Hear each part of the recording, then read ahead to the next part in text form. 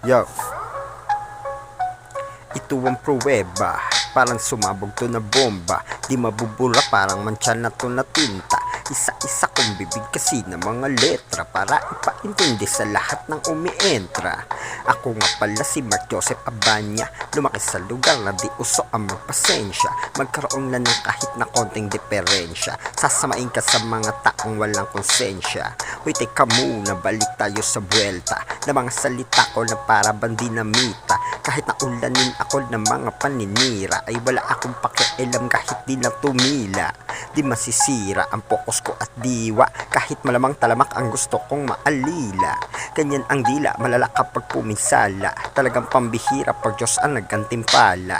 Pahara-hara-hara gumambala, sino man ang may sala, di na